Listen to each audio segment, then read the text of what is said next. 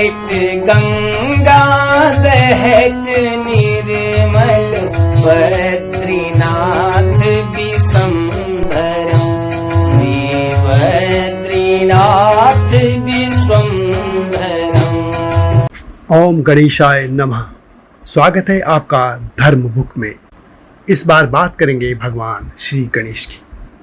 आपने आमतौर पर देखा होगा कि भगवान गणेश की जो फोटो या प्रतिमा या उनकी मूर्तियाँ होती हैं, उनमें उनकी जो सूंड होती है या तो सामने की तरफ होती है या उनके दाहिनी ओर मुड़ी होती है या बाईं ओर।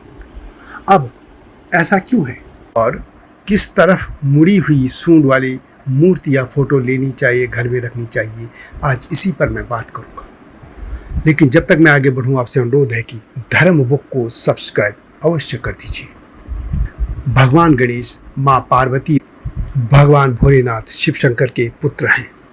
सनातन सभ्यता ही नहीं बल्कि बौद्ध सभ्यता में भी भगवान गणेश को पूजा जाता है और सनातन सभ्यता में भगवान गणेश की पूजा सबसे पहले की जाती है।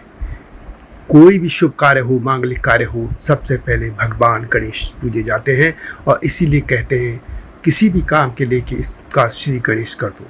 और यह भी मंत्र है कि ओम गणेशाय नमः।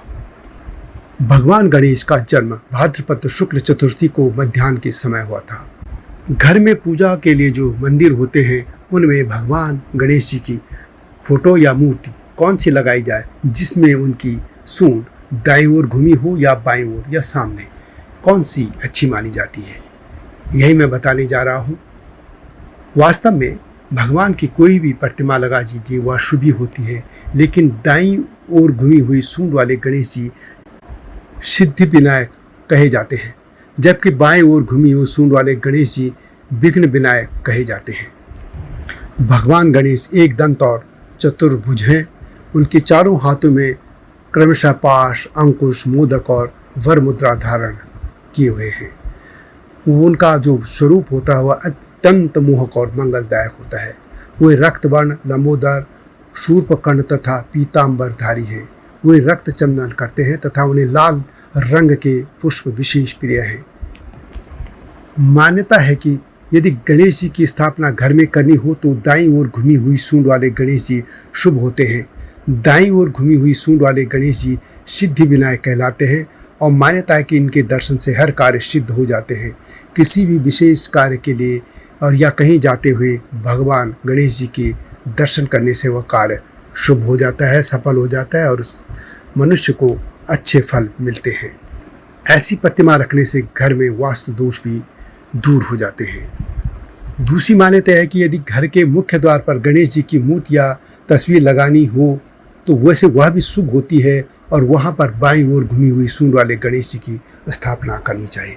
यानी कि घर के मंदिर में पूजा के लिए दाईं ओर सूंड घूमी हो वो गणेश जी और घर के दरवाजे पर लगानी हो तो वो बाईं ओर घूमी वाली। बाईं ओर घूमी हुई सूंड वाले गणेश जी विघ्न विनाशक कहे जाते हैं। उन्हें घर के मुख्य द्वार पर लगाने के पीछे यह तर्क दिया जाता है कि जब हम कहीं जाते हैं तो कई प्रकार की बलाएं, विपदाएं व नेगेटिव एनर्जी हमारे साथ आ जाती है। घर में प्रवेश करने से पहले हम सब भगवान की मूर्ति देख कर आते हैं, प्रतिमा देख के आते हैं, उनकी फ़ोटो देख के आते हैं। यानी घर में प्रवेश करते हुए हम भगवान विघ्न विनाशक गणेश जी के दर्शन करते हैं और उनके प्रभाव से सभी नेगेटिव एनर्जी वहीं रुक जाती है और हम अच्छी एनर्जी के साथ घर में प्रवेश करते हैं। वास्तु विज्ञान के अनुसार गणेश जी को घर के ब्रह्म स्थान यानी केंद्र में पूर्व दिशा में एवं ईशान कोण में विराजमान करना शुभ एवं मंगलकारी होता है। इस बात की ध्यान रखना जरूरी है कि गणेश जी की सूंड उत्तर दिशा की ओर हो। गणेश जी को दक्षिण या नैऋत्य कोण में नहीं रखना चाहिए। एक बात और है कि यदि अपने घर के मंदिर में भगवान गणेश जी की मूर्ति रखना चाहते हैं तो वह 3 अंगुल से ऊंची नहीं होनी चाहिए। वैसे भगवान गणेश की जो तस्वीर और मूर्ति में उनकी सूंड दाईं या बाईं ओर ही होती है। सीधी सूंड वाले गणेश भगवान दुर्लभ होते हैं।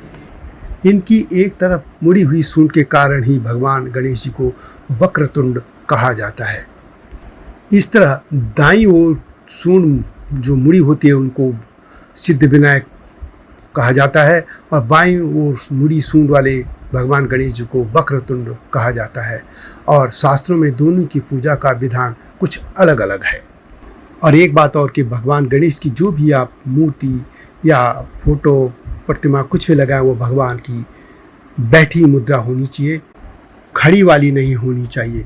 खड़ी मुद्रा वाली में भगवान को चलायमान माना जाता है। अब बात करते हैं सीधी सूंड वाली मूर्ति का। भगवान गणेश जी की सीधी सूंड वाली मूर्ति का सुशुभ स्वर माना जाता है और इनकी आराधना रिद्धि सिद्धि कुंडली जागरण मोक्ष समाधि आदि के लिए सर्वोत्तम माना जाता है। जो साधु संत होते हैं वो इसी तरह की मूर्ति की आराधना करते हैं। कई बार गणेश जी विराजमान मुद्रा में भी दिखते हैं और वह भी शुभ मानी जाती है। ये कह सकते हैं कि भगवान की किसी भी तरह की मूर्ति प्रतिमा फोटो हो वह हर तरह से शुभ ही होती है। तो यह गणेश जी की गाथा। अन्य भगवानों की भी किस तरह की मूर्ति प्रतिमाएं होनी चाहिए इस पर भी मैं बात करूंगा, लेकिन चैनल को सब्सक्राइब करना न भूलना। वीडियो अच्छी लगे तो शेयर भी कीजिए, लाइक भी कीजिए और जल्दी ही नई इस वीडियो के साथ आएंगे। तब तक नमस्कार।